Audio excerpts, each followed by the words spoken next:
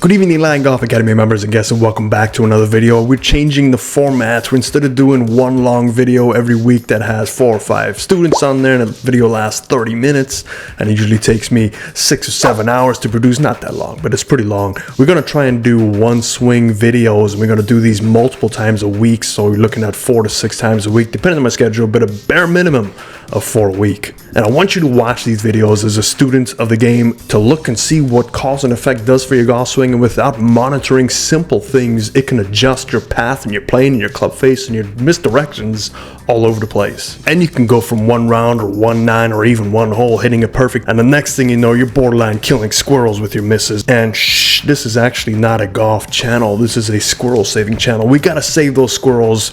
Let's hit the ball better. Today we have a student that has a setup flaw, and a pretty big one at that, but it comes by way of him growing up as a junior, practicing indoors with a very tight space, so he had to learn how to swing up and down. But we're going to take a look at his cause and effect, and maybe you can see a little bit of your swing in you, but also you can start to learn as a student about cause and effect. Because as far as I know, this is the only channel that really dives deep into cause and effect to help you develop your motions. And if you do like this, hit that like, subscribe, share, comment. You know the drill. It really helps us get more clubs in hands of needy children in Cape Flat, South Africa. And for those that are interested, I do offer online lessons to anybody across this globe. Even if you take a trip to the moon, you can probably send me a video out there. But enough of that hogwash.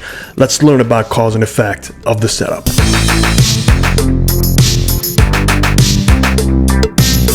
So we have Lewis on the screen now. Lewis, we're going to watch your video over and over again, and we're going to take a look at the overall tempo of your swing. Good tempo.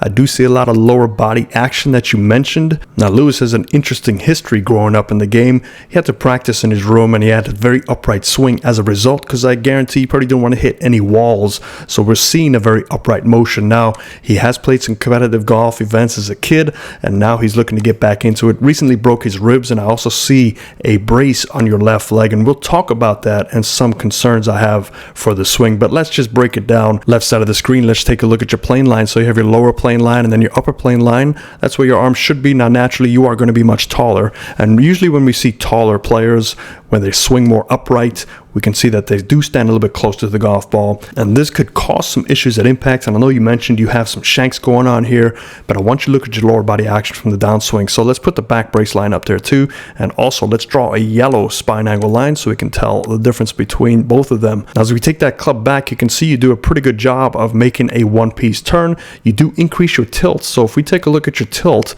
your tilting should be 90 degrees from this yellow line. So let's draw a tilting number here, and so let's look at that tilt angle that you have, and you have roughly 40 degrees. So now do we carry that tilt? And this is where you start to have to create room. Now usually when you see the left shoulder tilting more down on the way back, 2 things can happen. Your arms can go inside with that, but since you had to learn in an enclosed environment, your hands learn to go up. So you added tilt halfway back. We can see that that shoulder tilt line has increased 5 degrees. So already we're seeing a little bit of misalignment on your takeaway. And so let's move back to the top of your swing, and this upright motion, you can see the right side of the screen. The upright motion is causing your upper body to fall towards the target, so you are in a forward bend. But let's take a look at your shoulder tilt. As a result, you start losing your shoulder tilt, so you're down to 31 degrees. So you went from 44 to 31. So this is a cause for concern.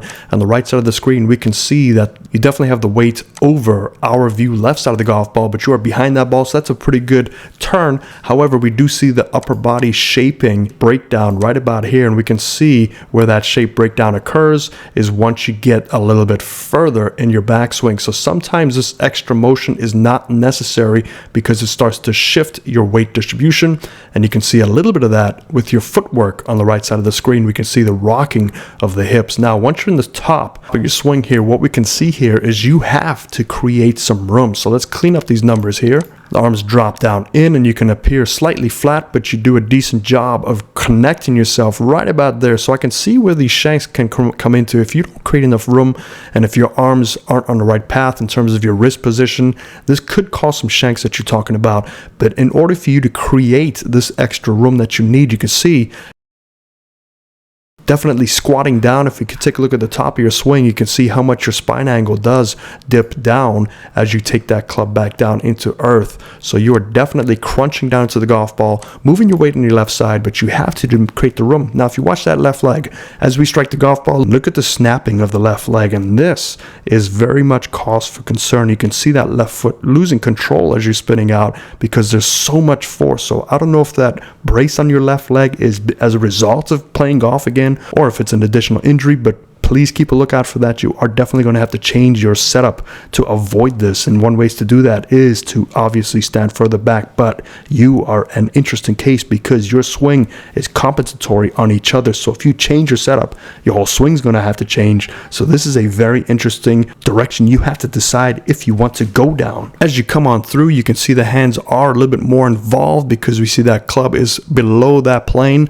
on the left side. And that is a sign that we are running out of room and still having to use our hands down through impact. And you can see on the right side of the screen, your hands, because you have gone down so much, they have to do all they can to travel closer to your body past impact. And we can see how this left arm is breaking down, not quite a full extension. So at this point, you'll definitely see better players getting a little bit further away from their body so they don't crunch up, which does not require you to get your hands to release as much. So I do see a lot of separation. Now let's take a look at the right side of the screen at your setup. So first of all, let's look at your setup, and what we're going to do is where is that golf ball connected. Now we can see that some of your body weight is leaning left, which is why you do have to move over to the right side. So your ball position relative to your inside of your right pec, your hands are definitely getting some premature pressing going on there, but let's just go ahead and connect that club face to your left shoulder. Now this angle is important, and we have to look at, do you carry that angle down or maybe even increase it just at impact? But if you want to see where your golf ball is truly connected to your shoulders,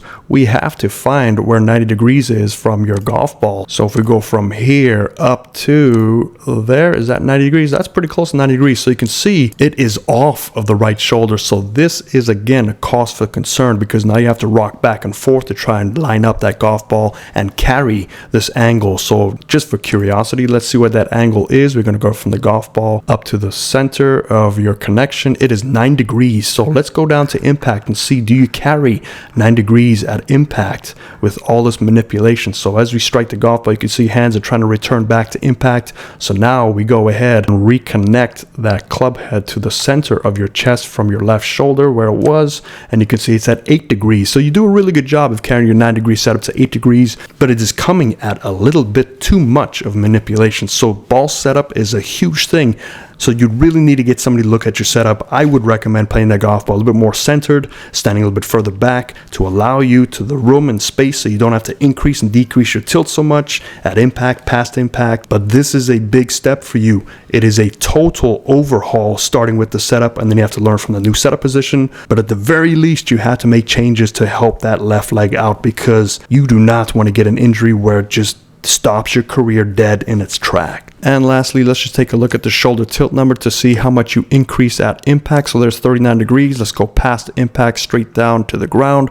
And what are we at now? We are at 66 degrees. So that's 27 degrees of tilting that you have to do to give yourself the best chance. Now, if you don't tilt correctly, that is also going to play havoc with the path of your club, which then causes shanks. But you need to tilt because you need to get out your way. But that also affects your left knee. So I hope this kind of opens your eyes that it's not a quick fix. Nothing really in golf is a quick fix, especially if you've been playing golf for such a long time as you. But welcome back to golf. If I can do anything to help you out, let me know. Hope that helps you guys, everybody. And don't forget, I do online lessons now. So if you're interested, the link is in the description below. I'll see y'all tomorrow. Fairways and greens.